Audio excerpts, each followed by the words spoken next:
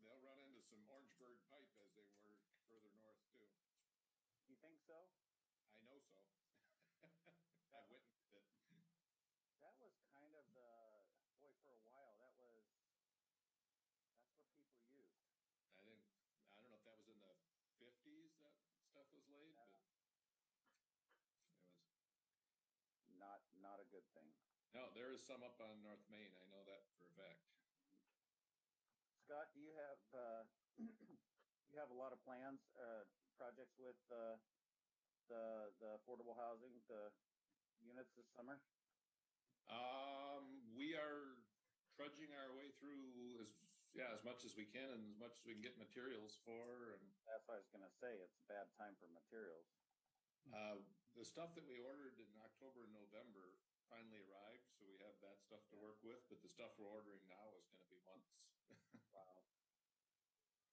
I'm hoping this doesn't become the norm. I was talking to a guy in a lumber yard, and they're getting quotas on product coming in. It's like ammo.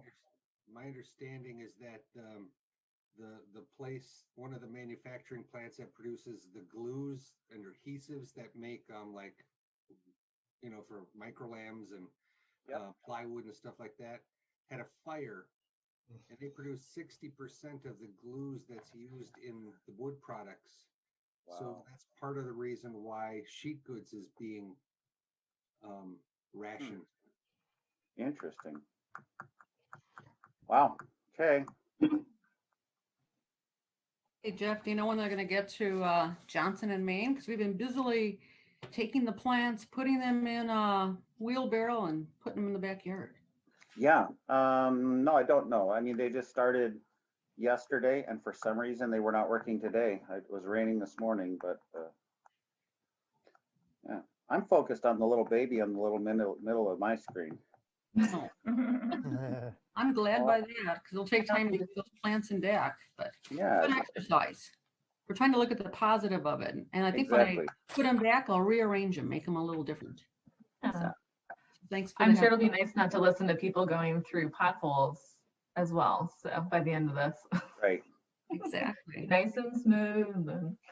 All right, Greg, are you with us? I'm there. Okay. I'm just looking at Jeff. He looks way too comfortable.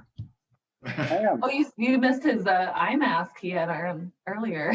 It was a Oh my Penguin. gosh.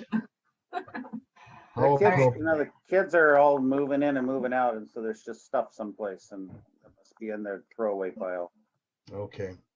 All right, it is 6:30, so we'll call the meeting to order. First item is roll call, please. First of all, Elise, are we recording? We are. I actually did that while we were all chatting. So Thank you. thank you for the reminder. And roll call, Sievertson, Here. Smithrak, Here. Meyer, Here. Dano, Here. Mar, Here. Molzon, Here. and Schnelly, Here. and Glitch. Here. Thank you. Thank you. Next item, we have to welcome the village president, Mr. Glish, Thank you. and our new village administrator, Martin Shanks. Hello. Is he on with us? Yep. Okay, welcome. Thank you. I'm Greg Schnelly. Next item we'll move on to is appointed chair. So we open the floor for motions for a chair of the planning commission for the next year. I nominate Greg Schnelly. We have a motion. Second. We have a motion, we have a second. Are there any other nominations? I move to not close nominations. Bano. We have a motion, we have a second. Second for Meyer. Meyer, second. All in favor, say aye. Aye. Opposed? So I guess all in favor. So we have a motion, and a second to appoint Greg Schnelly as the chair for the next season, excuse me, for next year. Is there any discussion? All in favor, say aye. Aye. Opposed? That motion carries. Thank you for your confidence. That includes the Next item is, hunting and fishing seasons. The what?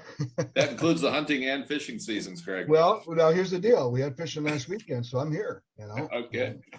But there is a time at August. I will not be around in August. I'm going to have my family up north, so my grandchildren and everything. Next item, appoint a vice chair, please. Open the nomination for vice chair. I move to nominate John Bino. We have a I'll second? second that. We have a second. Are there any other nominations? Okay, we'll close the nominations. We have a motion. We have a second. Is there any discussion? All in favor, say aye. Aye. Opposed, that motion carries. There you go, John. Thanks, everybody. Regular So- monarchy. Yeah, Yeah. it's all right. You can get used to John. Maybe I'll skip out some more here. Okay, we'll move on then. Approval of the Plan Commission minutes of March 29, 2021. Do we have a motion to approve? I make the I'll make motion that to approve. Bino. Bino motion, have a second by Molzon. Molzon. Thank you. Any discussion? All in favor, say aye. Aye. All right. Opposed, that motion carries. Thank you. So Greg, this is Randy Glitch. I'm just gonna abstain because I wasn't part of the plan commission for those.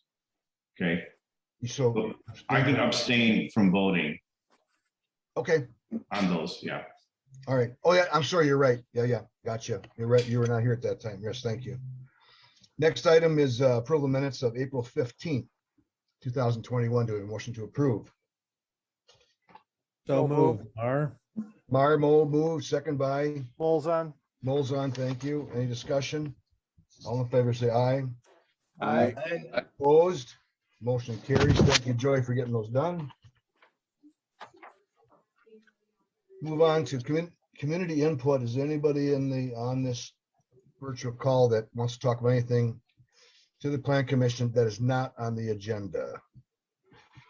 I would like to. My name is Brent Teskey. It's not on the nothing on the agenda though, sir, right? Oh, sorry, not on the agenda. You're right. Not on the agenda. Anything that's on the agenda, we'll have time for that. Okay.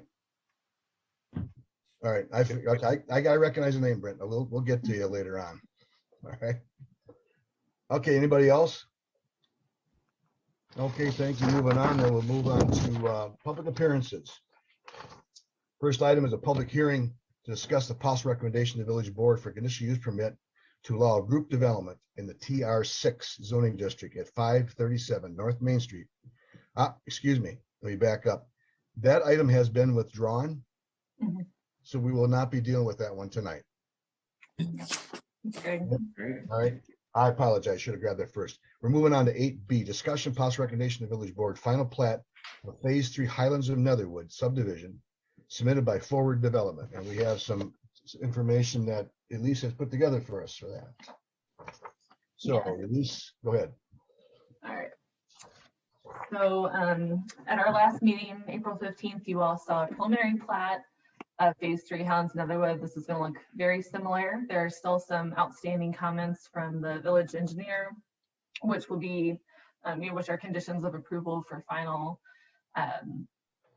adoption of the plat. We also are still waiting to finalize the annexation ordinance of the Tarkenton parcel. So once that ordinance is approved, the final plat will sort of fall into place and be able to be recorded. But until that ordinance is approved, the final plat will just be in limbo waiting to be recorded. One thing I did want to point out, this was not something that I caught earlier when I received all of the application materials, but there's actually several parcels. If you have this exhibit open, it's page 42 of the packet, but just a couple parcels that are being brought into the development, as well as some that now that there's a different pond layout, like this lot here, for example, was going to be part of a stormwater management pond for lot 41, the villas. Now that the pond has moved up here, this can actually be used for the SR6 small lot single family zoning. So making some of those adjustments, also areas that were planned as right away will now be single family lots as part of kind of a redesign of Lindell Street. Some paths here in the yellow are going to be adjusted from part of a single family lot to the rural holding, which is what we hold our park spaces in. So some small adjustments. I did check with our village attorney, Matt Dragney, and because this is still technically a rezoning, even though it's not really changing the uses here, this does need to be a public hearing. So we have let Forward Development know, and you'll be seeing this back on the June 3rd Planning Commission meeting. We will still need to hold a public hearing, but again, pretty minor changes. Otherwise, the plat itself is here. It's a lot of just adjustments to lot lines as some of the lots got a little bit narrower. And again, there was a change here from this Lindell Street was originally thought that it would be through street into the Tarkenton parcel. It's now just going to be a cul-de-sac, and the multifamily development on Tarkenton will be accessed off Peterson Trail separately. So that will also be coming up at your June 3rd Planning Commission meeting. I think that's kind of the main things that I wanted to point out for the final plat, but I'm sure Jeff and I can do our best to answer any questions that you all have. And we also have the applicant on the plan as well. Do you have any concerns with any of the comments made by Rupert Milky on there, Elise? And Jeff, either one of you? I don't know. None? Okay. These are all pretty standard, a lot of just notations. Just cleaning up some things. Yep, exactly. Okay. Pretty standard stuff. Okay, anybody have any questions regarding this? We've seen it a number of times, and now it looks like it's in its final stages. So I guess then we're looking for a motion to recommend the village board approval of final plat phase 3 Highlands of Netherwood subdivision submitted by Forward Development Group with the notations made by Elise on the planner's recommendation. Move to approve, Molzon. Those on a motion, second by Bino. Bino, second. Any discussion? All in favor, say aye. Aye. Aye. Opposed? That motion carries. Thank you. Item 8C, discussion possible recommendation to village board to adopt resolution 2122 to discontinue right of way on Lindes or this whatever street, Highlands of Netherwood subdivision. At least you just tell us quickly what we just got to do this to clean it up, correct? Yes, so this is just mentioned this before. This is now going to be a cul-de-sac instead of a right-of-way because this was originally shown as a right-of-way on the original plat. Legally, we need to allow the discontinuation of that right-of-way so that the new plat can go kind of the new area where that street's going to be. So this will be a resolution, goes to the board, and that will sort of formalize the change in that street layout. Okay. All right. Do anybody have any questions about this? Okay, need a motion recommend the village board adoption of resolution number 2122 to discontinue right of way on Lindes. Please give me the pronunciation. I think it's Lindell's Street. Lindell's. I'm an engineer. I can't do that. Lindell's. Okay. Highlands of Netherwood subdivision. We have a motion. No move, Bino. Need a motion, second by Molzon. Molzon, second. Any discussion? All in favor, say aye. Aye. Aye. Thank you. Next item is 8D as in Delta, discussion of possible recommendation village board preliminary plat of phase 2 Autumn Ridge subdivision submitted by Huffer Development.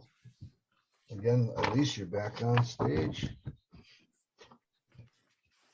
All right, so the last time you all saw this was, I believe, Jack, back in January at the Planning Commission meeting. At that time, the developer was looking to do both phase 2 and phase 3 of the Autumn Ridge subdivision. So phase 2 is on the west side of MM, just south of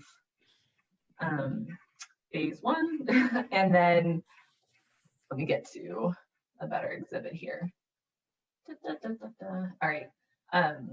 Here's phase 1. Foxfield Road is just off the north end of this plat map here. This is phase 2. Phase 3 was on the plan for the east side of MM. At this time, the developers decided, and we're supportive of this, move to just focus on phase 2 at this time. There's a couple different processes moving Right now, this land is not currently in the village boundaries, so it will need to be annexed from the town, and we've received the annexation petition from the developer, so we'll be working on that annexation agreement and ordinance coming up here in the next few weeks. It also is not currently within our urban service area where we're allowed to provide public sanitary sewer services. So we'll be going through CARC, the Capital Area Regional Planning Commission, to have our urban service area boundary adjusted to include phase 2 here. That'll be happening, I think, July and August, those CARC meetings. And then there's also the plat approval process. So what you see included in your packet is the preliminary plat, and then a couple pages of the stormwater management plan. I decided not to put all 200 pages in your packet, but just kind of some of the highlights, just to kind of walk you through the layout a little bit again. So here's Foxfield Road, here's County Pleasant Oak is, up to the north. This phase will connect Ridgeview Lane. So this will provide a really important connection to this neighborhood. That's these streets that are existing down here. It's, a total of, I think it's 31 single family home lots. The developer, similar to what he did in phase 1, is kind of planning a phase 2A and a phase 2B for construction. So his hope is to do kind of the site work starting around Labor Day this year, assuming everything goes well and stays on track with the schedule for approval meetings. But that first phase includes this whole cul-de-sac as well as these 2 single family lots. As I know it's the mass grading for the full site, but in terms of preparing lots for development and getting the paving and curb and gutter in, it would be just kind of this northern side of the site. This is parkland that will be dedicated. This is actually land that was, it's also associated with the land needed for phase 1 and phase 2 and part of future phase 3. So right now this is planned as a large multi-use athletic field. There's, I think, 8 angled parking spaces, sort of a bump out in the road for some of that parking fair games or practices going on. The cluster box for the mail service is here. And then this is the stormwater management pond. So I believe this is the wet pond. And then below here is the infiltration basin. And I think we have Bruce Haller, who's the architect, the engineer for the project on as well. He can speak a little bit more to this plan, but we do have some initial comments from Rupert Milkey. We also had a staff meeting yesterday with some of the staff from CARC, and they are in support of where this is headed, and got a chance to ask a couple questions, but again, just the big change is focusing on phase 2 at this time and not phase 3. But we are planning on taking this to the Town of Oregon Planning Commission just to bring them up to speed.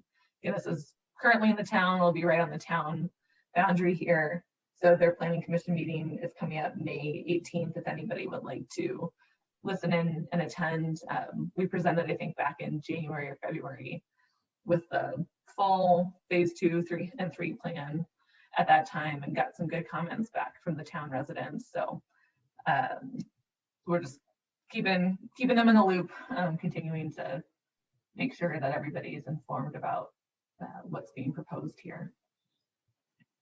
Okay, thank you. Mr. Rao, do you have any comments about our engineers' comments? Nope. No, I think we've been working with them through this with kind of multiple revisions. They've accommodated us with some of the concerns that some of the neighbors have had just with some drainage, and they've worked with some of the downstream landowners, which are more concerned with some of the runoff, and they're actually exceeding what our design standards are for stormwater. Excellent. Okay. The engineer for the applicant have any comments? Mr. Hoffman? You know what? Elise kind of wrapped it up really well. Okay. It's essentially Loop Street going through, making that connection on Ridgeview, both sides. We're providing the parkland dedication, grading it, and a flat spot for a potential field. That plan actually is a little outdated because it's got the 2 additional lots up there. Yeah, you're right. So I'm not sure. Don't get too attached to that plan. Yeah.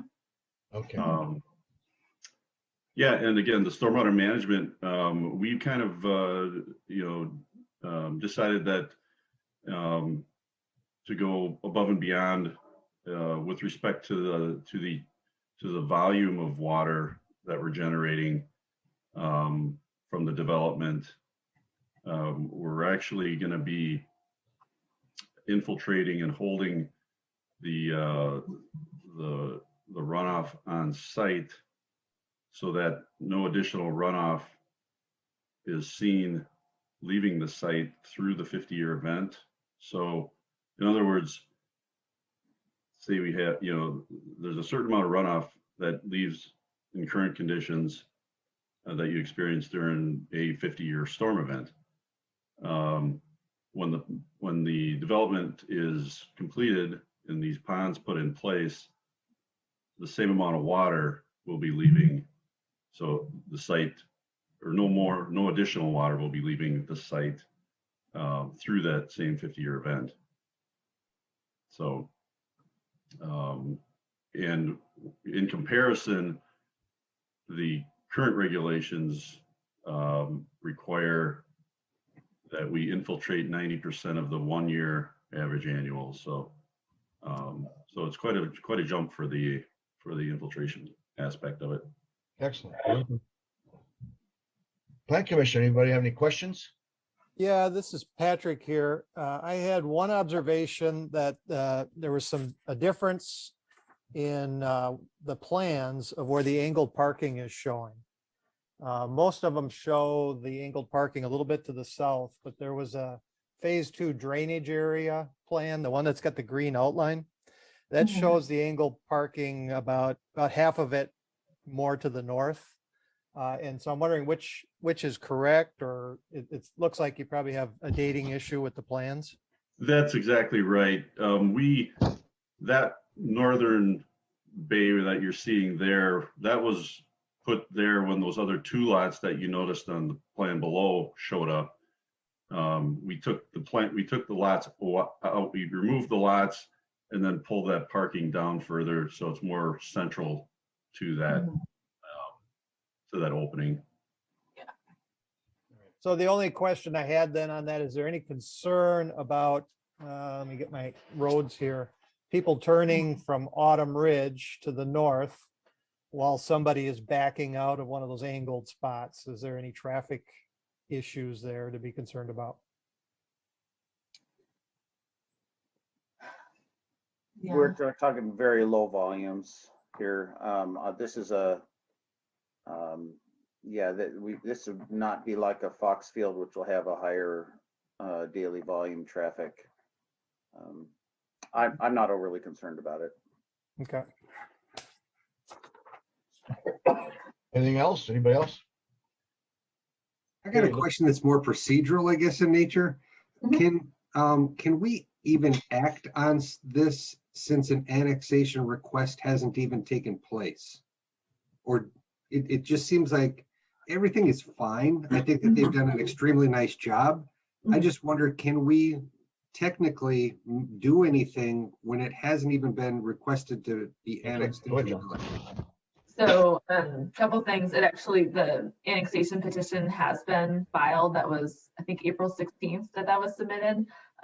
We had our planning staff meeting yesterday afternoon and Matt was online, but we went through the whole schedule.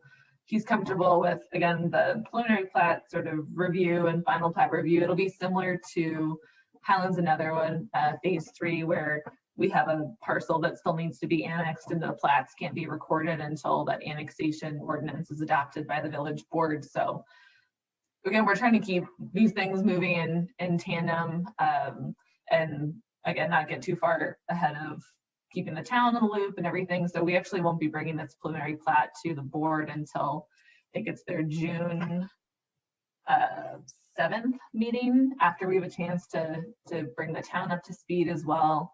But yeah, the annexation will move forward. I think we should have the annexation sort of wrapped up in June or July. So that should be prior to final plat approval. But if it doesn't work out timing wise, we'll have the final plat, contingent on that annexation ordinance being adopted. It won't be recorded at the county until the time that annexation happens. But Apologies. I thought that the request hadn't been made yet. no, actually the pages that are prior to the plat in the packet, actually that is the annexation request. Right. So It's in there. petition for direct annexation by unanimous approval. There's no electors, no current population. It has the required legal description of the property to be annexed. And then this is the map. It's turned, so north is on the left side of the page, but this is the land to be annexed. So we have received that, and that Okay. clock has started ticking. All right, John, I'm sorry to interrupt you. One quick thing. I just got a message across the front of my screen. It says my internet connection's unstable. So just warning you. Heads Okay. up. Again. All right, so let's move on. Anybody else have any questions? Okay, we're looking for a motion then to recommend the village board approval of preliminary plat for phase 2 Autumn Ridge subdivision submitted by Hoffer Development. So moved, Bino. I had a motion. If we have a second, Second, Severson. thank you. Any discussion? All in favor, say aye. Aye. Opposed? That motion carries. Thank you. Thank you. Okay. Item 8E, Echo. Discussion and possible approval of resolution 21-28 to pursue an urban service area amendment for phase 2 of Autumn Ridge. This is just moving it on to the village board. So do we have a motion to approve resolution 21-28? So moved, Molzon. Holds on a motion, second by Bino. Bino's a second. Okay, any discussion? All in favor, say aye. Aye. Aye. Opposed? Motion carries. Thank you. Wow. Oh. Item 8F. Discussion possible approval resolution 2127 to approve the public participation plan for comprehensive plan amendments. At least just you make a comment. You have on your memorandum, you're looking at 3 particular sites. Yes, I can give a little background here. Yep. I know there wasn't anything else going on this year, so we decided to do some more comp plan amendments just to make you guys feel needed. So we got 3 properties that we're taking a look at, updating a couple of them we've been talking about recently. So for anyone that doesn't know, the village has purchased the property at 101 and 153 Alpine Parkway here from One Community Bank. That building is going to be renovated over the next couple of months into our new village hall. The bank will probably be occupying that space until September, and then we'll be renovating and be in hopefully late this year, early next year. So that update would be from a planned office use to institutional. The parcels over here that are at the corner, they don't have addresses, but the corner of Bergamot and CC on the south side of CC, that would be a change from neighborhood business to mixed residential. Back, I think in January or February, we met with Craig Raditz from Fiduciary. He was talking conceptually about expanding those Bergamot townhomes out on those 2 lots, and we had a good conversation. I think generally there was support for making that change in the comp plan and then expanding and kind of finishing that townhome development. That would be additional 20 units, I think 5 4-unit buildings that would be identical to the ones that are out there now.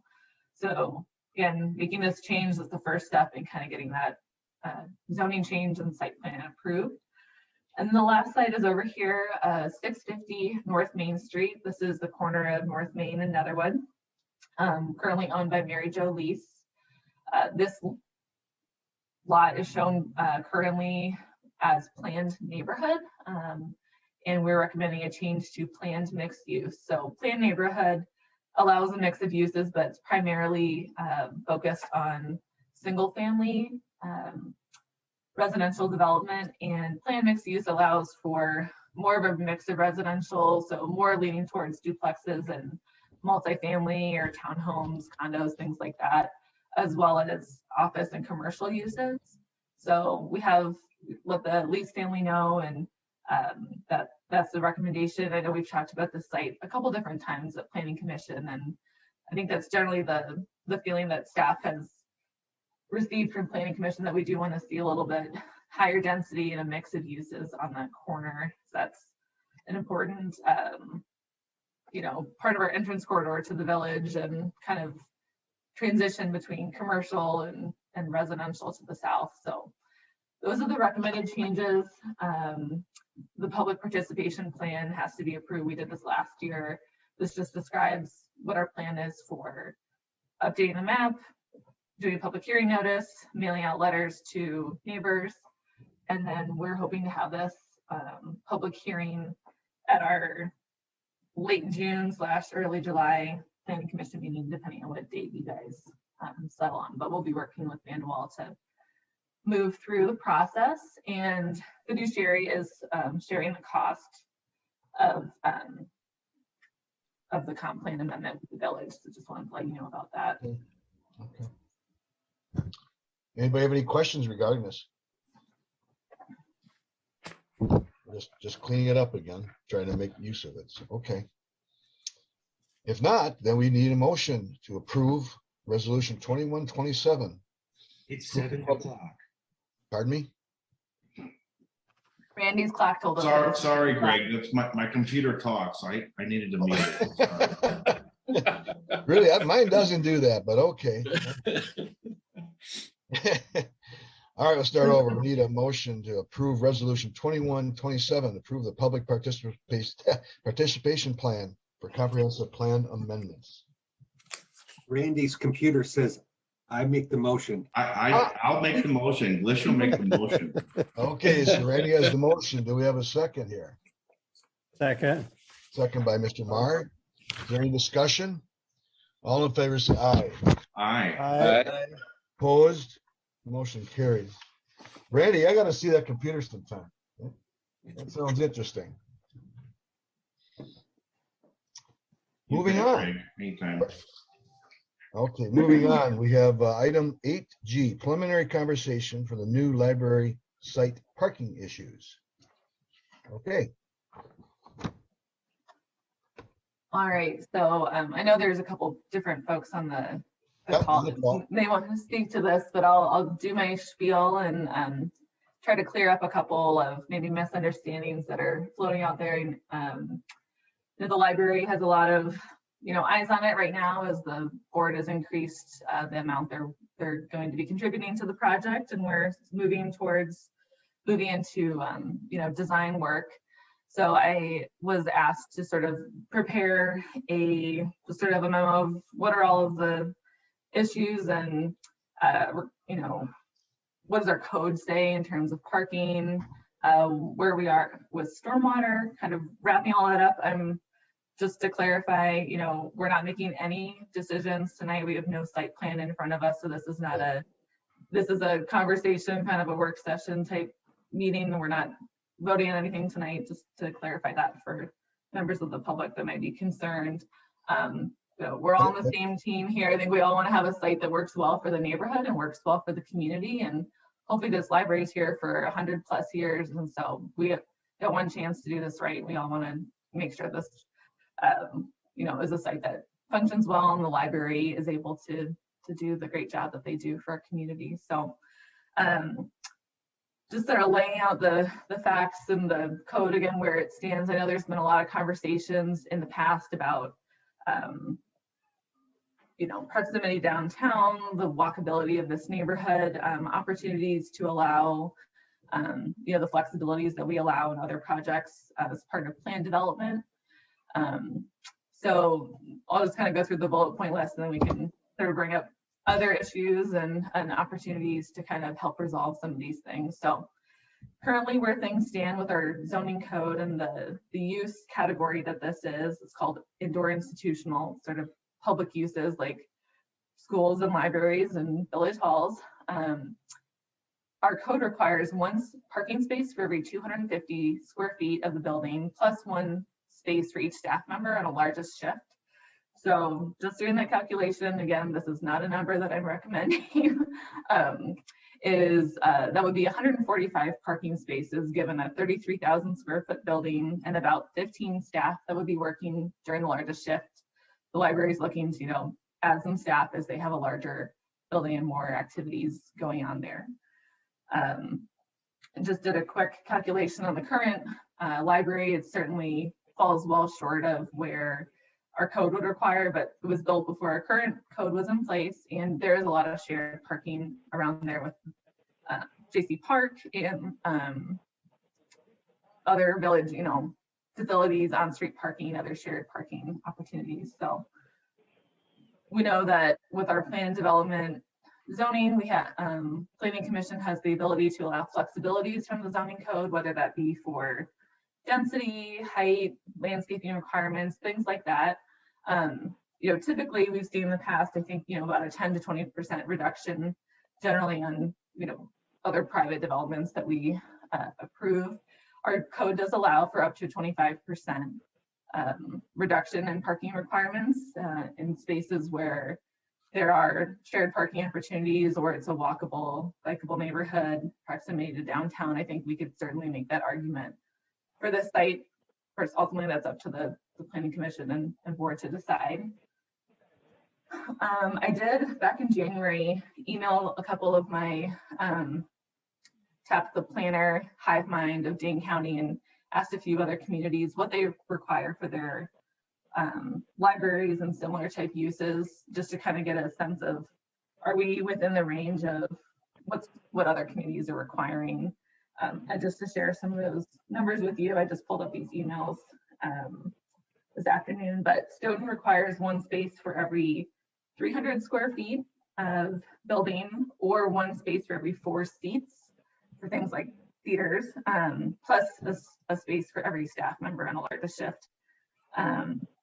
Middleton requires one space for every 800 square feet, so it would be less parking spaces required, but their library is in more of a urban context. Downtown that's shared with their senior center, their city hall. There's a lot of on-street parking that the neighborhood is pretty used to over there, so a little bit more of an urban context. Westport is one space for every 220 square feet. McFarland is one space for 800 square feet, although they did mention that they are looking to adjust that number. And then Cottage Grove is one space for every 250 square feet, so exactly what Oregon requires.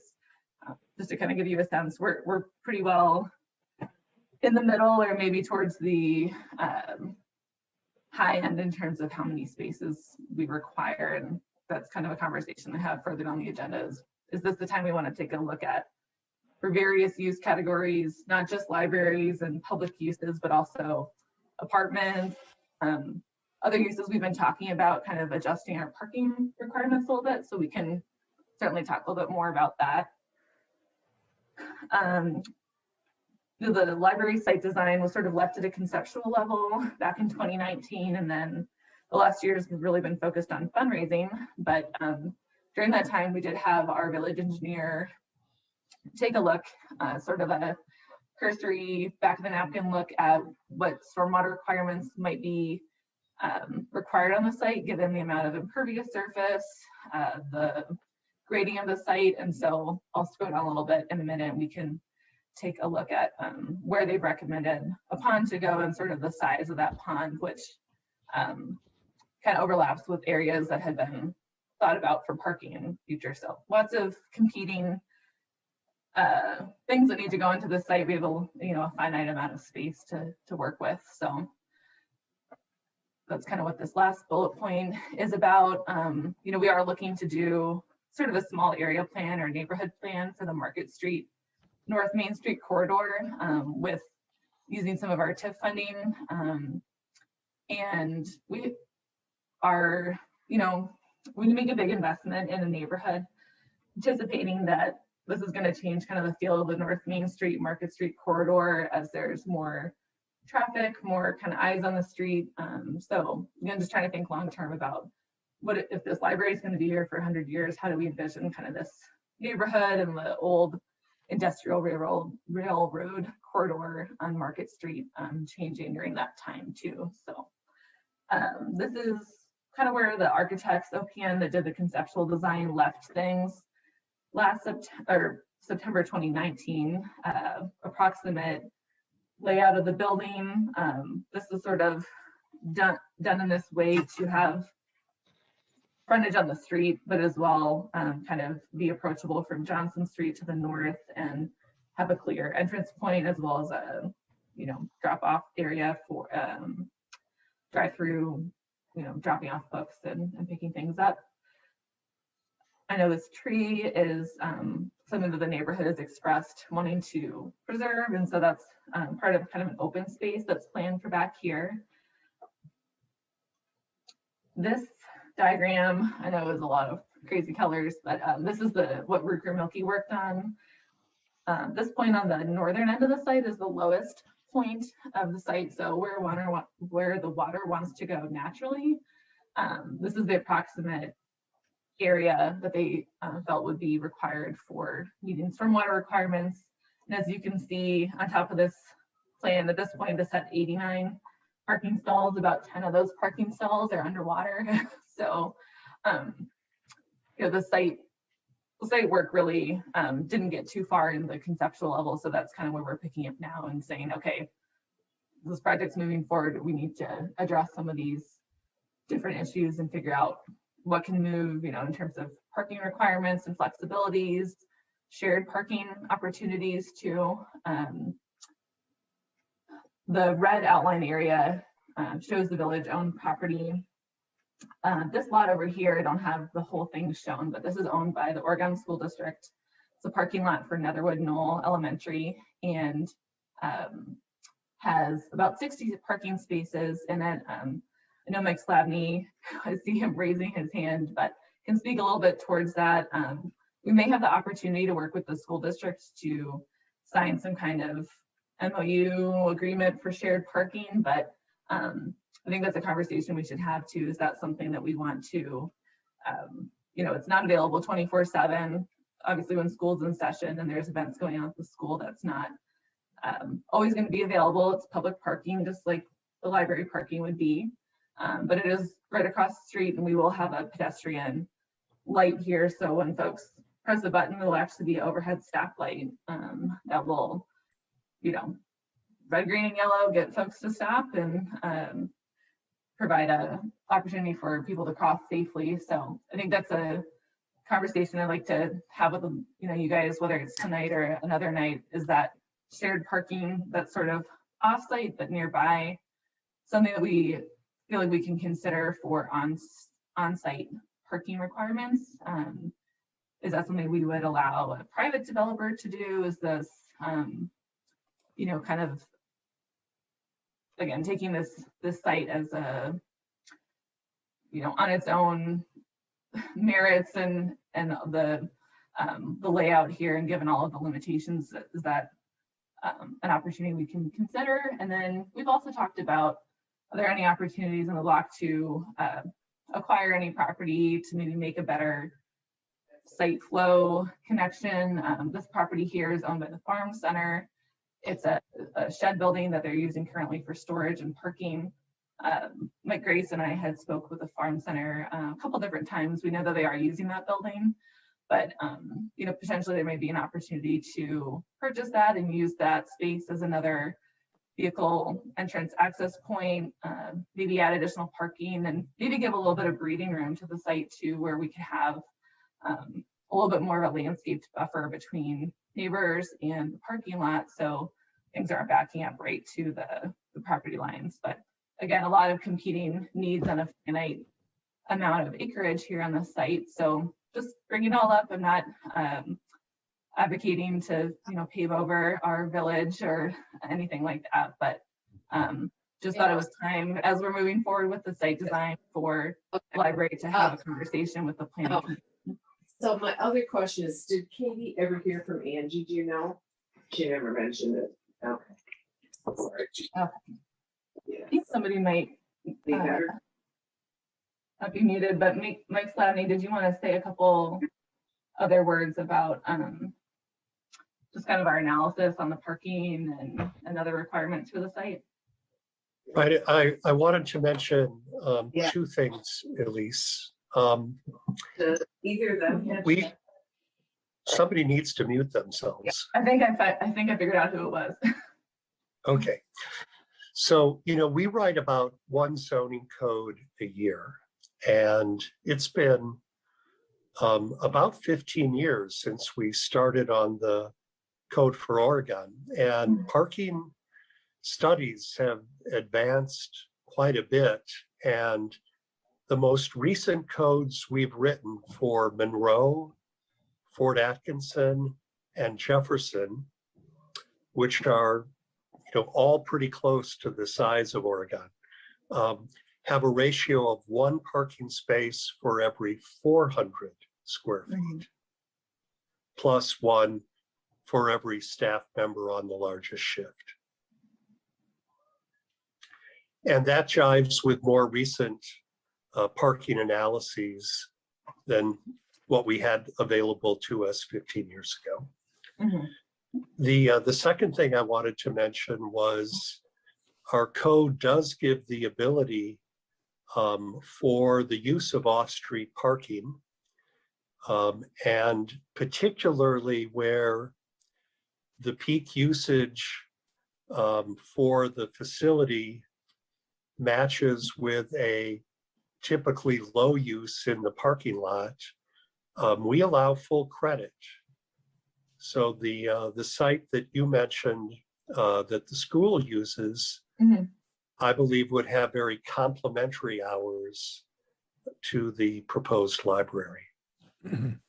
So I think, I wanted to bring both of those factors to the attention of the Plan Commission because I think they both inform the commission that we may not need as many spaces as the current zoning code requires, and there is the ability in our code to use off-site facilities as well as recognize high levels of biking or pedestrian access.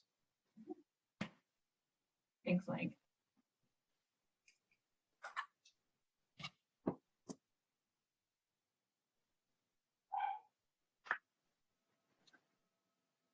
Anybody else have any comments? So I have a question for Mike then. Do you have a suggested range that you might be thinking about based on the information that you brought forward? I have not done the analysis.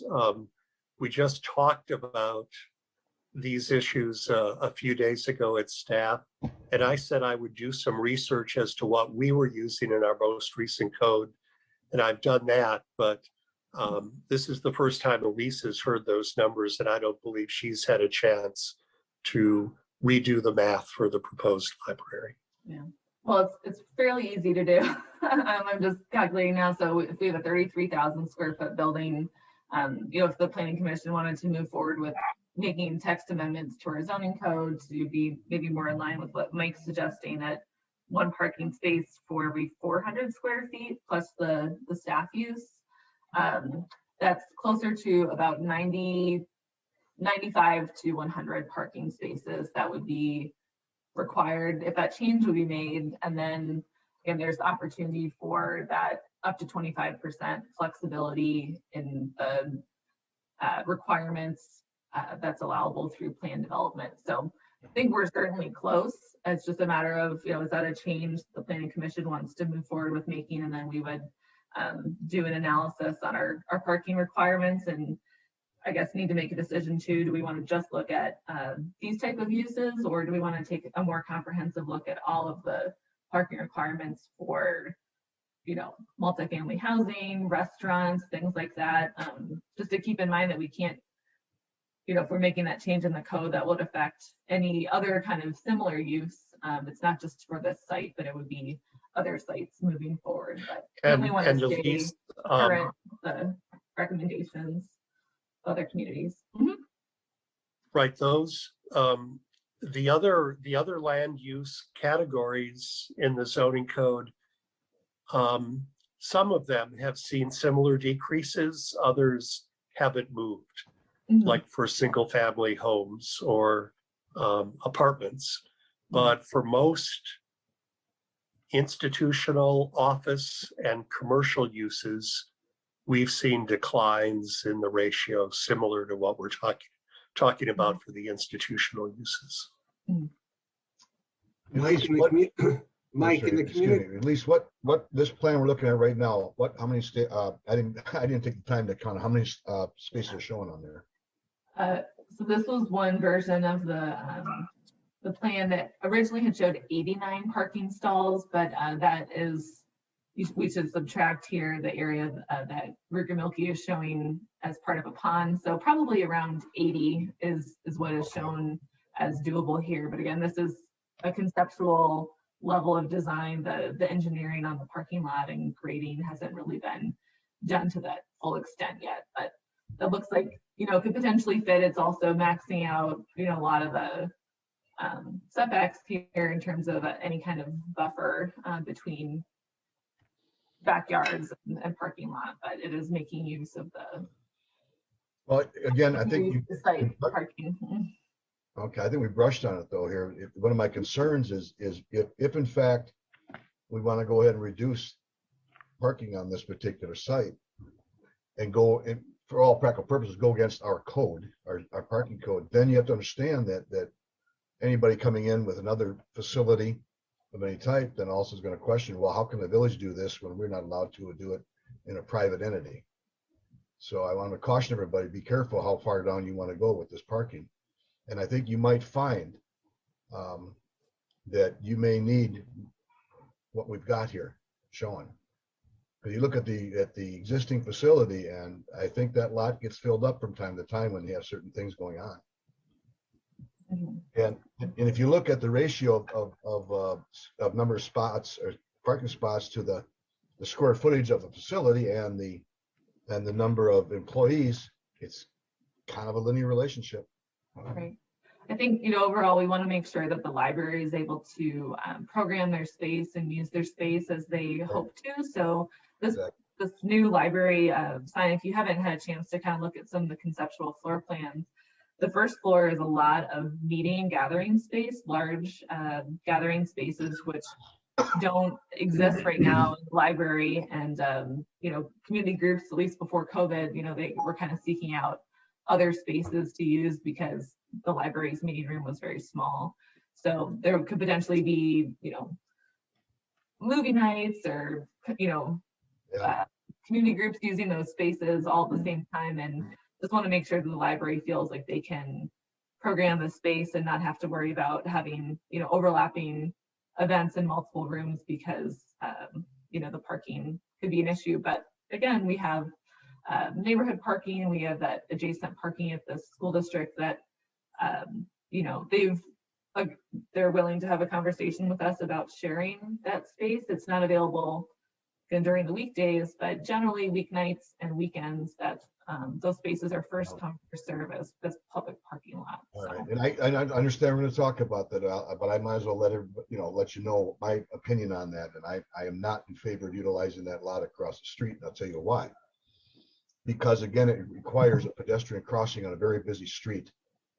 And you know, I remember other discussions about this facility or this particular parcel and what was proposed earlier, and everybody was so worried about traffic and so worried about all the other things. And all of a sudden, it's okay to have pedestrians and, quite frankly, young children crossing that street.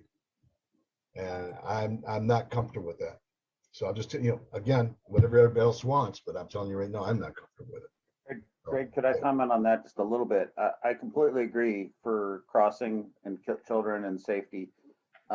We have in our capital improvement plan and for a actual stop controlled improvement there, that'll actually be a red, green, yellow stoplight strictly for pedestrian crossing there. So it'll be almost like an intersection without an intersect crossing road. I understand. Yeah. Yep. So Understand, but I'm envisioning the little young man that's downstairs in my house right now, 4.5 years old. yeah, Is he gonna know enough to push that button and wait? right. I mean, I'm just telling you. Yeah, and something like that, we would probably have radar controlled so that if anyone approaches approaches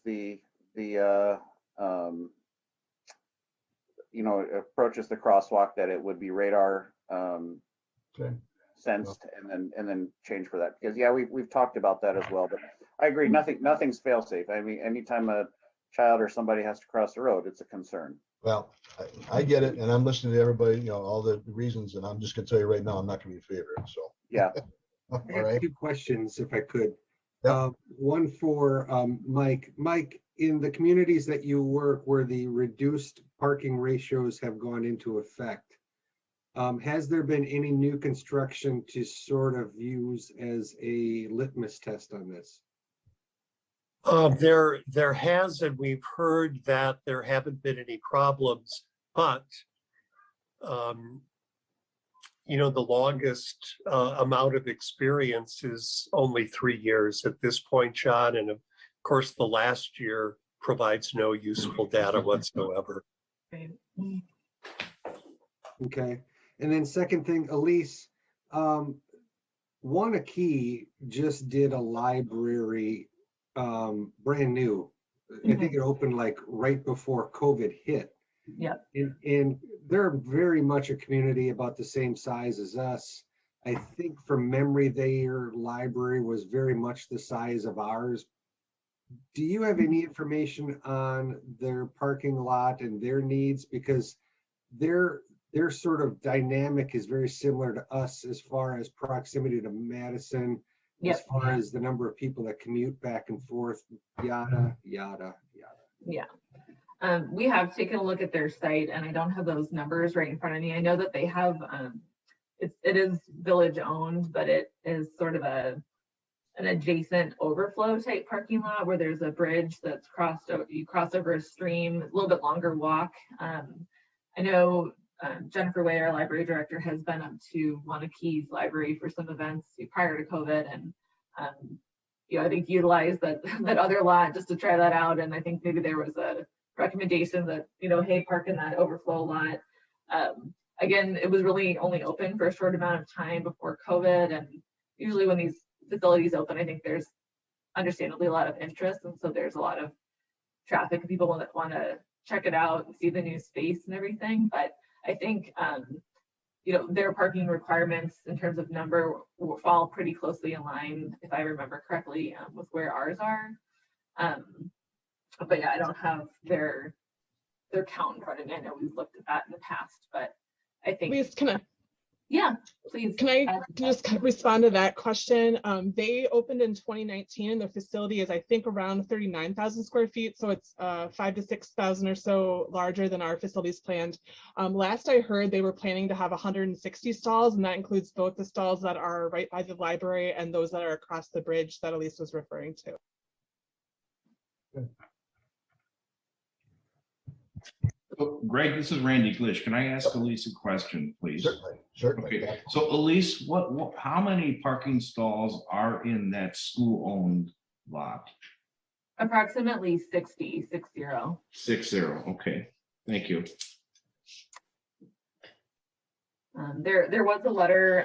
I know we had a couple of the neighbors submit this.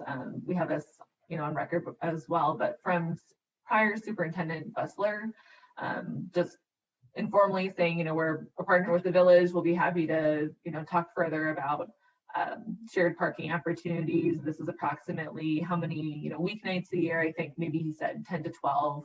There's either parent-teacher conferences or some evening event happening at the school, but generally they're available, weeknights and weekends.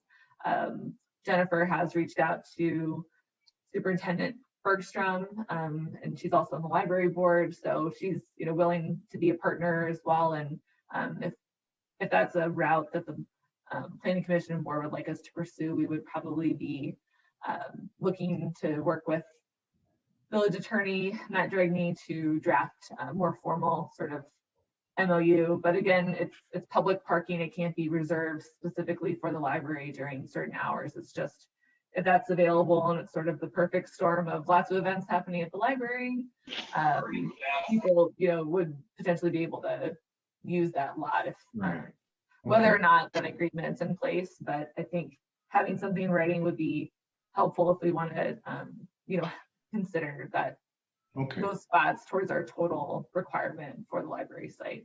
All right, thank you. Who's next? This is Patrick. I'd like to make a few comments. I walk by that site no fewer than 4 times a week, and parking is the least of my concerns. The number one concern every time I walk by is there has got to be a safe crossing, and I'm thrilled to finally hear that, because even from the plans that we received, it wasn't clear to me, irregardless of whether we have an agreement or use the school lot, there has to be a safe way for people to cross. I will not support this project if there is not. So that's my number one concern. My number two concern is water. If we do not effectively manage the water on this site, we are going to have a repeat of the Sodden Drive and the other areas of the village where we have had to buy out houses. We don't need that. So the engineer has to look creatively at this site for any means of infiltration, pervious surfaces, in addition to retention, so that those neighborhood yards are not flooded. And I have seen those neighborhood yards get flooded. Parking is number 3, but I don't think that parking should overrule the prior 2, particularly with regards to water management. So I don't think we should be overlaying and saying we need the parking, therefore the pond has to be smaller. I think that's the wrong approach. Right. So I guess that's where my sentiment lies with respect to this site. I would rather we adjust the code. People will walk if necessary. If you go to any major sporting event, people have to walk for blocks. I have never personally seen the library lot completely full. I'm very skeptical that this lot would be completely full that often. And the times that it might, if it were to be, would be evening times when the school lot is not occupied. Thank you. This is not a public hearing, but we do have all the plan commission members should have received copies of 2 letters from area residents, one from outside the village and one from inside the village.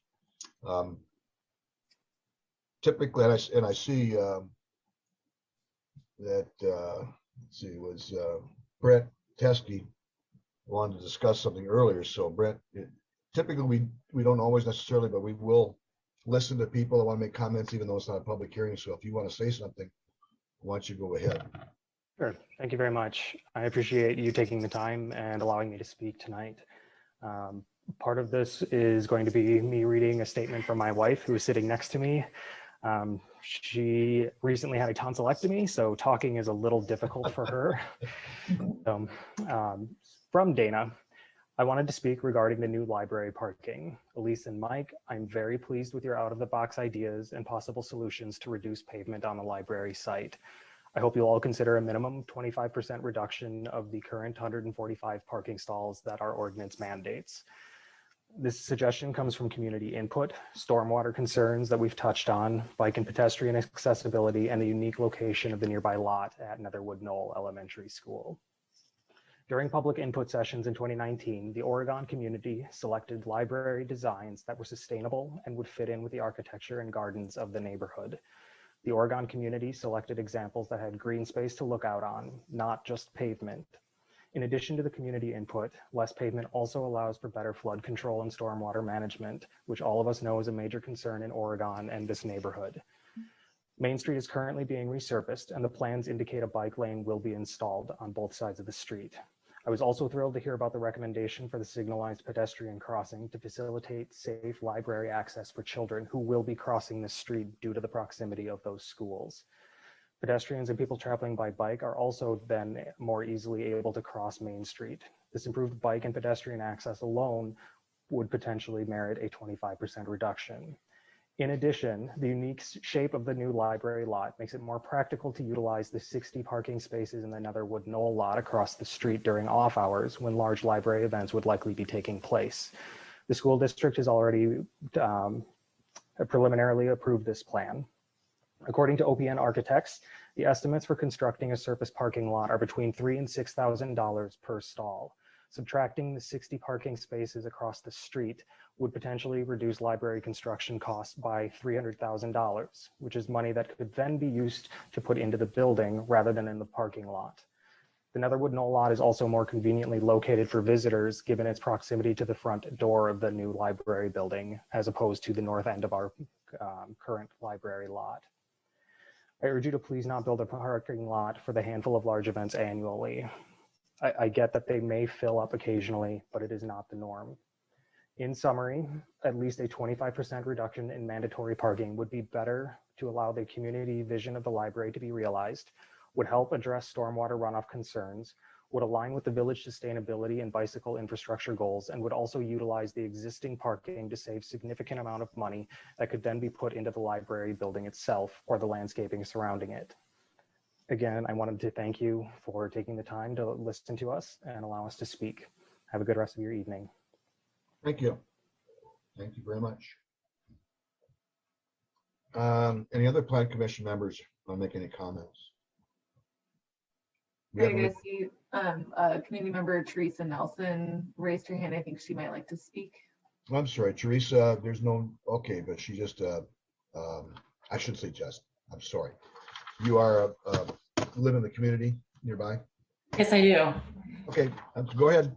Yeah, thanks for the time. So my name is Teresa Nelson. I do live in the village, and I'd like to speak on behalf of the Oregon Nature Alliance.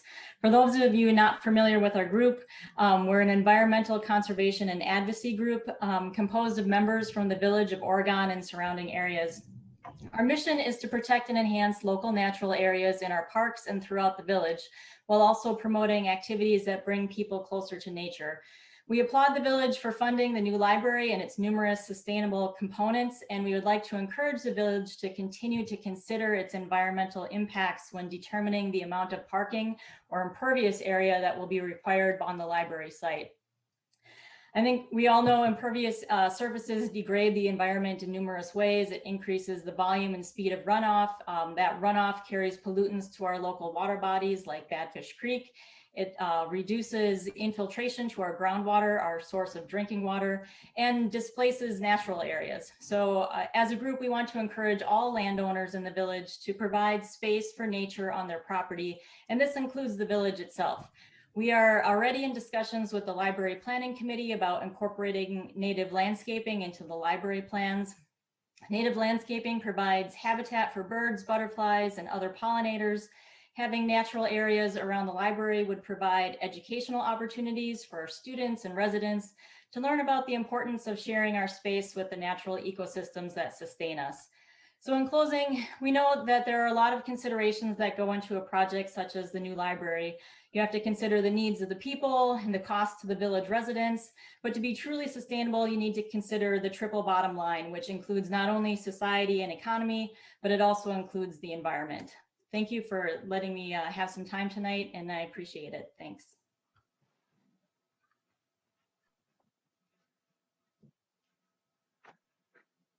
Greg, you're muted. At that time. All right. I'm still with you too. Okay, so we've got to get to the point where we wrap up this part of the agenda. And it sounds like we still have a lot of different discussions. You know, one of the things that I notice here is that, and if I'm correct, at least you thought it showed roughly 80 some, 85 or whatever on this plan right here. Yeah, approximately Okay, 80, which 80 or which so. is certainly, yeah, which is certainly less than a 25% reduction from the code requirement. Right, and that's, further on your agenda, to talk about kind of parking updates to our zoning code regarding parking requirements on a more general level. But we can discuss that now or further down the agenda, but if that's I think, well, you mean tonight or? pursue. Yep, it's on the agenda. I think it's 11A, amending parking. I thought you snuck that in there. You did, didn't you? Okay. That's fine. My concern, and yes, it is. If that's the case, that's something that has to be addressed further down the road. In other words, we can't solve that tonight. Correct. Yeah, that would be a zoning text amendment. We'd have to, kind of do a side-by-side comparison of where our code stands now and what, some of the more modern parking requirements right are, and then, do that ordinance to make those changes. Right. I don't know how far off we are before we have to, have a solution on this particular site and this development, but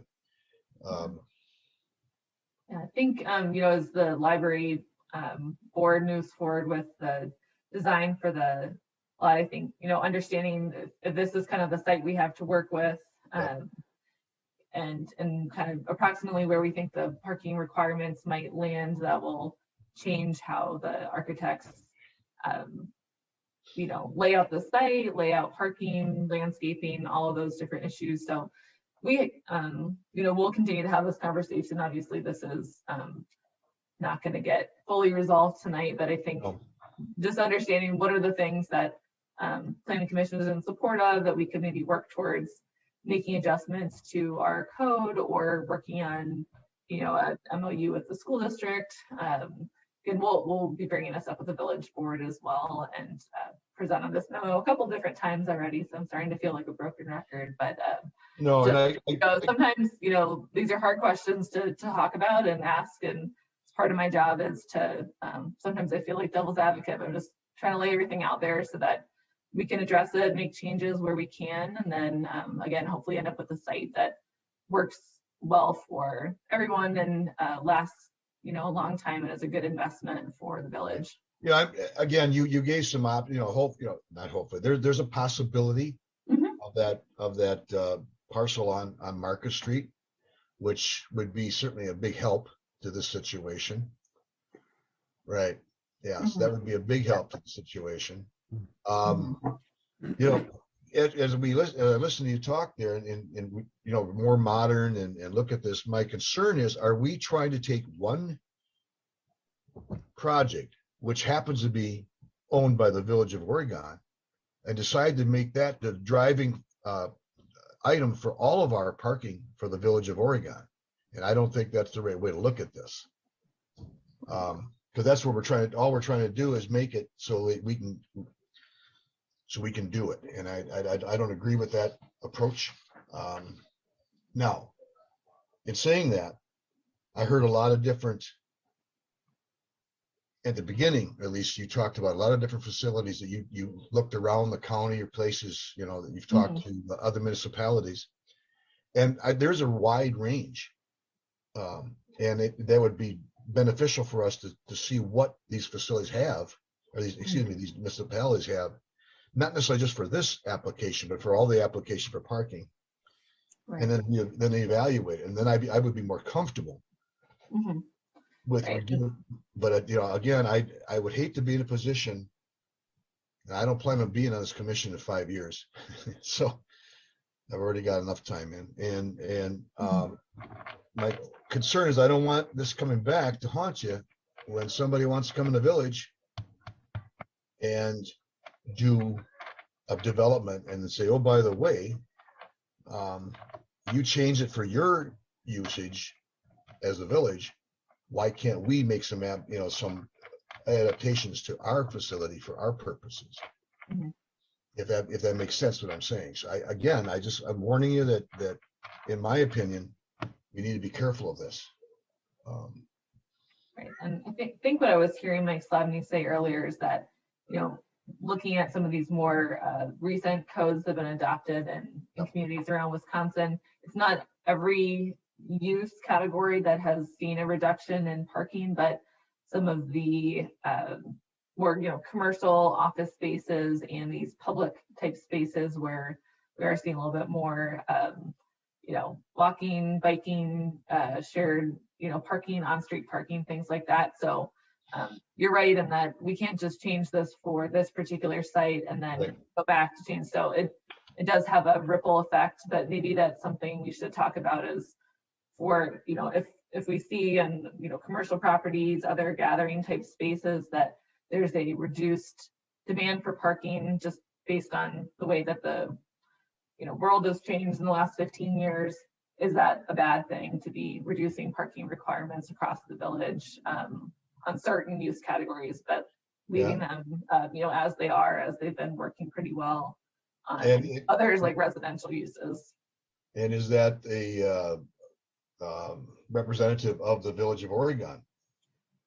Right. Have we changed the same way? Right. Make sure we're kind of comparing apples to apples. Not apples. I will say that I think that Mike's information is intriguing. But I find it kind of also interesting that the amount that would reduce to is about the flexibility that we have to give and provide in our regular zoning code. Yeah. So what we're talking about is really a reduction to about 100 parking stalls, give or take, plus or minus. Which is more than what's shown on the site right now. Correct. I'm kind of in the same camp as you, Greg. I'm reluctant to allow the 60 stalls that are part of the school district to be counted as usable, mostly because I've used that parking lot for things like softball practice for my daughter, or basketball for my son, or for men's league basketball, or after school club. There's a lot of things that happen in and around that school at times that could be used for library time, and there's no guarantee of how many stalls they could be able to use, first of all. And two, there's really no way to coordinate the programs that would be available at the school and the library to make sure that that would be available for parking. That's one. And then the other thing is, I don't want to create a condition where we have a site off-site that could be counted for parking for a project when we haven't done it in the past, that hasn't already had some sort of shared agreement for it, or that's been an agreement from the beginning as far as the development.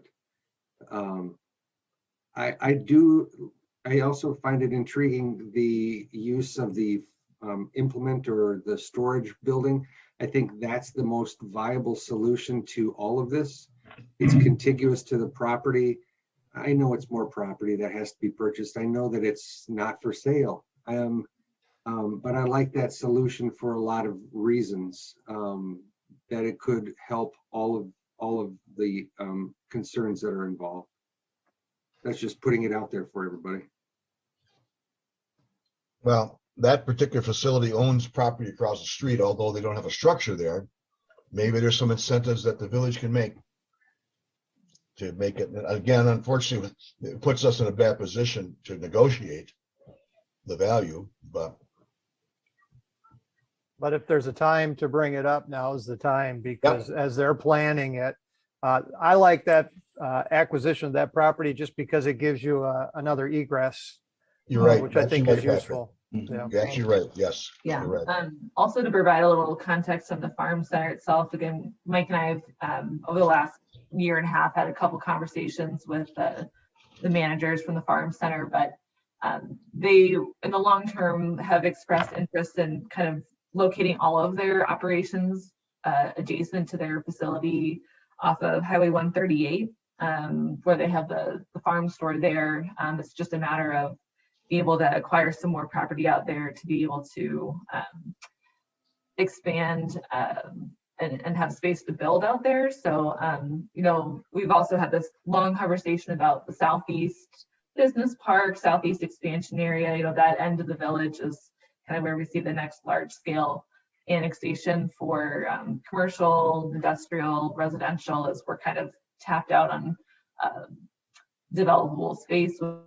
And the landowner that is adjacent to the farm center property on 138 has he's open to potentially working with the farm center to expand their property. And so I think there's sort of, this may be more of a short-term goal or solution, if this is something that the village is in support of working with the farm center to see if we can acquire, one or more properties on Market Street that could assist with the library site. But then the mid-range, long-range vision is to help them locate to a space that would be more conducive to allow their business to grow, and have everything located out at one site. So that's kind of also happening. It's all kind of related, although it's on the different end of the village. But these parcels here, I have it cropped right off of here, but the railroad is right here with a pretty wide right of way. And these are really long, skinny parcels that are, right now with our current zoning code, really difficult to build on because of just the dimensions. So again, trying to think long range here, is that an area that we see as kind of a, green space corridor, a linear park? What kind of redevelopment might happen there in the next couple of decades that would complement the library, would complement the neighborhood? I don't think we should get too hung up on kind of current conditions, but trying to be a little bit more forward thinking in how will this investment that the village is making hopefully improve the neighborhood, and while also supporting the businesses and the residents that are here right now. Okay. Well, we got some things up in the air. I'm not sure where to go with it from here. I have not paid much of a timeline to this thing. What is the timeline for actually getting the consultant on board and starting the actual design? Yeah, Jennifer, do you want to speak to that a little bit? Yeah, Greg. So we were hoping to actually hire a consultant already, but we thought that these pieces were kind of important. We know that there's been storm issues. We know about the parking requirements. And so we wanted to see if we could talk through that, because kind of the direction we had will impact the design and how they position things. So I think we'll also be looking at, does property acquisition make sense? With your feedback, being part of that conversation. We talked about, Patrick alluded to the traffic crossing, the storm, and those are things that we knew right off the bat that when we were able to resume services would be a priority. We did, I think the last time we talked to Plan Commission about this was back in August of 19. And like Elise said, we were fundraising. We didn't have enough funding to really proceed with the project till February. And we're hoping to engage architect services again in June, hopefully, and then hopefully go out to bid and start construction in spring if we can work through these issues on that timeline. Of course, we may need to adjust the timeline if these conversations take longer. We want to sort it out and do the right thing. So it's about a year construction window approximately, right? So generally we're hoping spring of 22 for starting construction to be open in the spring of 23. Okay. Yeah. So probably working through, these site and all the different, zoning, site plan review through the later half of 2021.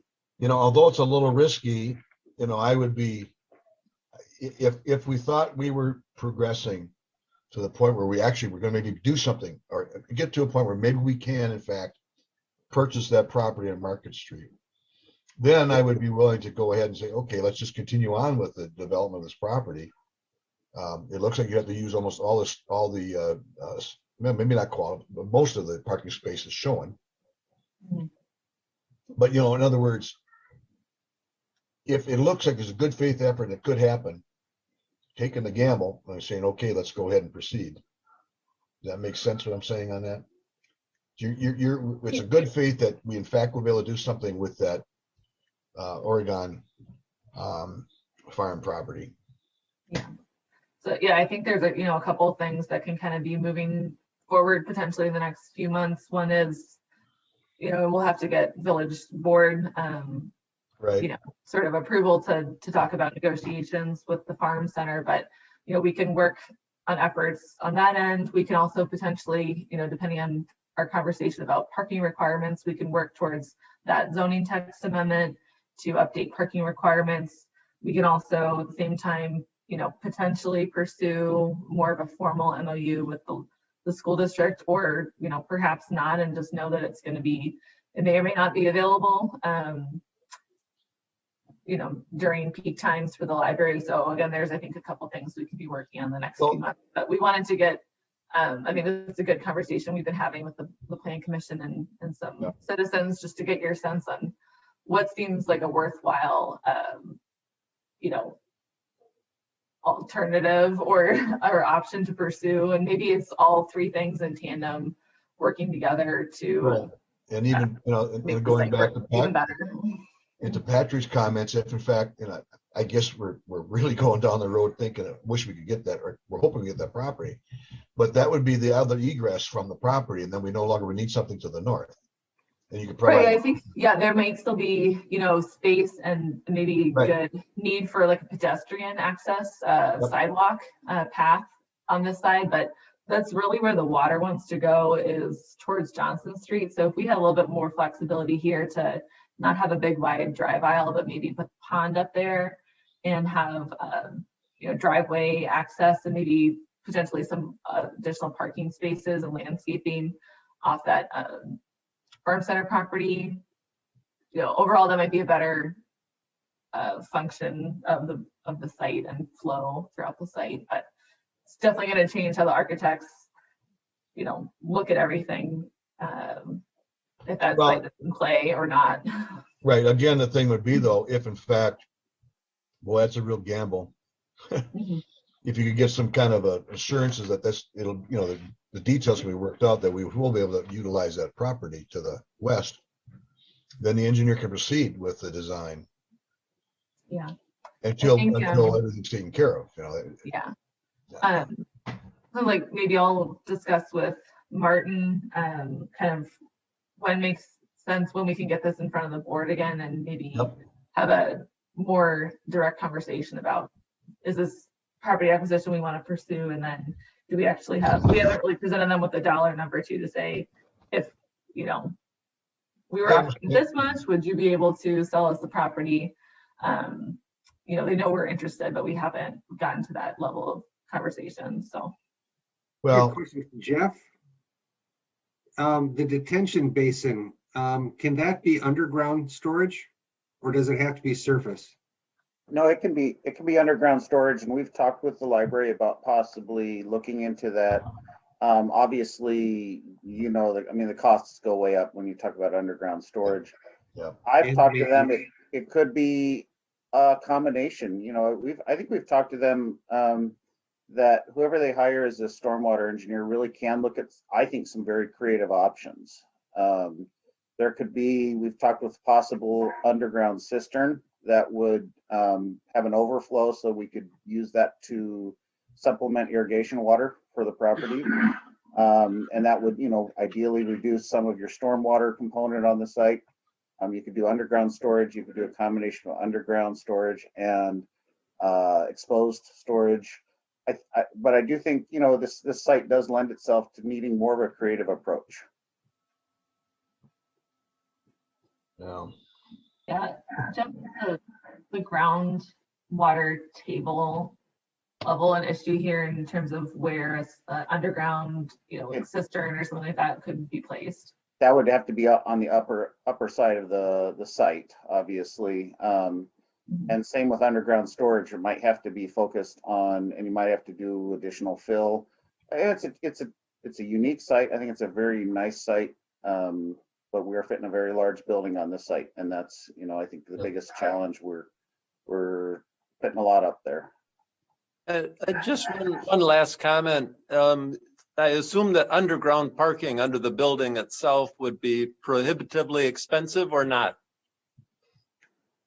It would be very expensive, and they're actually utilizing what would be a basement kind of area for their mechanical, which is a smart move. And actually, if I remember right, Jennifer, that is actually, it's on the backside, that kind of that far western side, and I believe that was even drive up ability down there, wasn't it? Yes. So the underground mechanical is going to be on the northwest Edge Yeah. is where it was planned. We did look at underground parking, but the cost per stall underground was pretty expensive. I don't recall the numbers on that. It's been about a year and a half since we looked at it, but it was a pretty high cost. And the number of stalls that would fit under the building was kind of limited, with still that kind of that overhead for just getting it down there. But it's something we did want to look at because, you know, it was kind of the neighborhood, the green space was really important in the conversations that we had with folks that live in that area. Yep. What Okay. about, just one more question. What Sure. about the use of pervious surfaces for some of the parking? And I'm not talking pervious concrete. I'm thinking more like paver blocks that are, you know, very open, that can allow natural plants to grow in them and stuff like that. I know it's not ideal for plowing, but would that reduce significantly the water load that would be required for a pond? No, unfortunately. Okay. Yeah, unless you really, typically those still have a very, because you still need that impervious surfaces for your driving surface and everything. And on our area, impervious surface or impervious like pavement and that type of thing, they're pretty high maintenance because you have to clean them and they're a little more difficult for plowing and yeah. Right, to keep them pervious is a high degree of maintenance, right? Correct. Right, keep them from filling up with gravel and, you know, stuff that's blowing around the parking lot and from neighboring properties and all of that. So are we at some place where we can continue on with this? It sounds to me like the thing that has to be entertained right now and by the village board first is about that extra property. Right. And Understanding if that's an option or not. yeah, it seems an option or not. And then revisit without revisiting it, without that option, we got a problem, I think. We really do. Okay. Well, we will continue this conversation and we'll talk about parking requirements in a few minutes here too, but we'll certainly be working with Martin and the board to figure out next steps for that property. But glad to hear that you know, the planning commission is, It's 8 o'clock. in support of pursuing that a little bit further. It's what? Yeah, I know it's 8 o'clock. So what? That's for you, Greg. Keep you on time, right? I nominate Randy Glish to be the official timekeeper of the plan commission. These aren't too bad yet. All right. Okay, let's go on then. Unless somebody else wants to make a comment. All right, let's continue on. For information only, we have a mini warehouse proposed at Town of Rutland behind the Best Cheese Company. And at least again, you have that knowledge about this, so. We were informed by the county maybe about a month ago or so that Wisconsin Best Cheese Company right out here in the town of Rutland off Highway 138 next to Recreational Concepts, right across from the Farm Center property we were just discussing. They have a conditional use permit petition as well as I think a deed restriction amendment to allow mini warehouses and then outdoor boat and RV storage in the rear of their site. So I will kind of try to, sorry for all the scrolling, but I will try to get to their site plan so you can see a little bit more. The town of Rutland did meet earlier this week. I think they are, generally in favor of the project. This is shown in our future land use area for the village as planned mixed use. Highway 14 is right here, so this would be a fenced-in area in the rear of the site. Would have similar materials to that kind of dark green and red metal siding that you see in that the cheese shop warehouse space right now. There would be fairly large indoor storage units, I think mostly for storage of larger equipment, boats, RVs, things like that, as well as some outdoor storage here in the back. This area is forested right now, but I imagine a lot of that woods that we see from 14 is actually on the cheese shop property. So, the screening of this is, it's hard to know what that's going to look like. if it's built out to this full extent. But at this point, the village has not taken any stance one way or the other on the project. We didn't speak at the town of Rutland meeting. There is the final sort of vote goes to the Dane County Planning Commission. That meeting is happening later in May. So if the Planning Commission or the village board decide that they would like me or another village staff member or board member to make a statement, that's certainly something we can do. But at this point, just making you aware of this proposal from the cheese shop. All right. I'll be honest on this one. I bristled at it. It really, really, really bothers me. This development was an end around for the village. They didn't want to annex in. It's a terrible layout. And this is the gateway to our community from the south. As 14 develops and as it becomes a major thoroughfare between Madison and Janesville and everything that commutes through there, this is what people are going to gauge our community by. This is what they're going to see as they come in. It's metal, and I do it for a living, but it's metal boxes, and there's nothing fancy about that cheese building. It's just a big thing that sits on the hill, and this is just going to be more of it. And now there's going to be fencing around it, and this is just purely emotion. I think this is awful. I would like to have somebody from the village speak out against this development. But that's my opinion, and I'm completely putting it out there. Makes sense. All right. Anything else?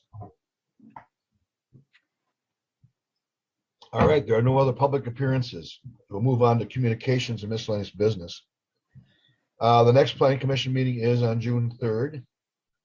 And Lisa's asking us to look at some other, I think, well, at least you said somebody else came up with some of these ideas also for as far as because you're not going to be here at those meetings.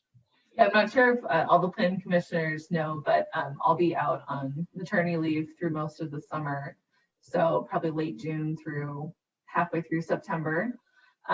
So we'll have Martin and Jeff and Mike and Ben from Vanderwall kind of step in and I'll pass the baton and things will keep rolling while I'm gone. I'm not that special. Someone else could do my job for a little bit. But a couple, as summer vacations and things come up and we're just trying to plan out, staff calendars and public hearing notices and all of that. There was a suggestion for the July meeting, which our typical schedule is the first Thursday in the month. That would be Thursday, July 1st. It's the Thursday right before the 4th of July, which is on that Sunday. Candy Jones, our clerk, was suggesting that perhaps we move our July meeting to the night prior, which would be Wednesday, June 30th, and just wanted to see if that might work for people. That would kind of give you and staff a 4-day weekend or longer with the holiday. And that would just, again, we would adjust any public hearing notices, things like that, that would need to be happening. But this would be the meeting if we move forward with that comp plan amendment, that we would have the public hearing for that. So just wanted to confirm attendance and availability for that date, or potentially the 1st, because we'd hate to have to notice all of that again if we didn't have a quorum. And then we wouldn't really have a meeting in July because the June 30th meeting would function as the July meeting. August would be its normal time, August 5th. And then September 9th is actually the second Thursday, but it would be after the Labor Day weekend. So maybe we should talk about maybe just that June 30th change if that works for folks, and then we can kind of plan for that. It works for me. I'm okay. I'm good. John's good. Patrick? I can't commit at this point. I'll do my best. Okay. Larry said fine. Yeah. Scott? I think either one's fine. Okay. Randy? Yep, it works for me. And Eric? Probably, yep. I think I can do the 30th also. Okay. Okay, John, thank you. Any other major conflicts? I know, Greg, you're not going to be available for the August meeting. August, I will not. I will be gone with my grandchildren's family. that week of that August 5th. And no, I will not audio or video in. No service. We'll see if we're on Zoom still at that point. Maybe we'll be at a hybrid or something, but Be nice. It'd be nice to get back to one. So. yeah. All right. So it looks like. Okay. So I guess just save those other dates, everybody else, then hopefully we won't need to change them again. Okay. I'll give them my calendar. All right. Land use decisions and the rule of law. Oh, that's Mr. Gregney put out. I'm going to read that. It looks like a very nice article he put out. Yep, our very own Matt Dragney. This was in the Wisconsin League of Municipalities April issue. So Mike just wanted me to share this with you all, but really good read on kind of what we were talking about earlier, opportunities where planning commissions and boards have space to sort of review things on a case-by-case basis and be flexible, and other things like, you know, conditional use permits have a new Access 67 as, you know, changed how decision-making around conditional use permits works with having substantial evidence to deny. And anyway, so a good read when you get a chance to look it over. Good. Thank you. Unfinished business. I'm sorry. Back to Mike. I didn't want to put you on it. Transition letter from Mr. Slavny. You're going to start joining the ranks of some of us later on this summer, maybe? Well, now that you include you and I in the same boat, I'm having second thoughts, Clarence. Yes, I am. Yeah. However, I'll be continuing to work on a limited part-time basis. So if, you know, something comes up that Elise needs help with in terms of history or wants to brainstorm on things, I'll be available to you all. I understand. Motion to deny. Yeah, it's hard to give it up, Mike. I understand. It was hard to give it up for me, but trust me, it gets better.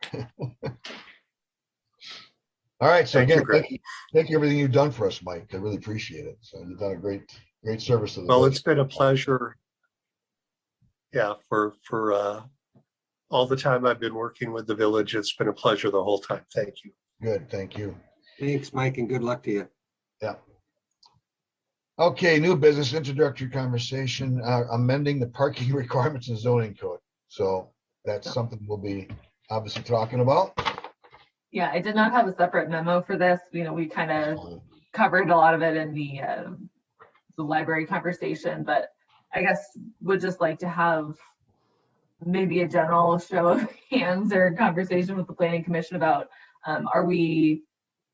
do we think it's worthwhile to pursue just kind of taking a look, you know, before we write the whole ordinance to do a zoning text amendment, we could work with Vanderwall to just do a simple side-by-side analysis of here are the use categories that we have, here kind of where the village code stands right now, and then here's where some more recently adopted codes have either made changes or kept requirements the same. We can kind of just look at that side by side, and then at that point, you know, maybe at the next planning commission meeting, decide if we want to pursue an actual text amendment for any of those.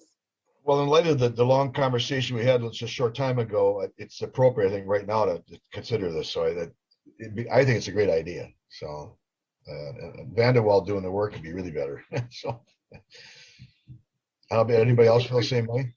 I think that it's valid. Yes. But I'd like to also, Elise, request that if they could have a little bit of background as to where those new numbers are coming from. Yeah, we'll certainly make sure there's citations about, you know, those communities and, you know, maybe some ranges too, because I'm sure they might vary a little bit depending on the size of the community and all of that. But all right. Okay, so we'll work on preparing kind of that side-by-side Yep. table and maybe try to get that back to the June 3rd planning commission meeting for further discussion. Great, wonderful. Item then, staff report number 12, status of development projects. You got anything? Well, we had a planning staff meeting. It was held back on April 8th. Does anybody have any questions about that? No. Is there anything you want to bring up, Jeff? No, we'll start to see some activity, just so you're aware, Bergamot 5C, which will be another phase down there as they start to push into the wooded area up the hill from 5B, which is off of Augusta and Interlochen. We expect that they'll be turning ground on that hopefully soon. Other development work, it depends on how things go with obviously the replatting and stuff, but they intend to obviously start out there at Highlands and Netherwood with their phase 3. And then just our construction project with downtown with North Main Street. Obviously that's going to be going on and affecting a lot of things.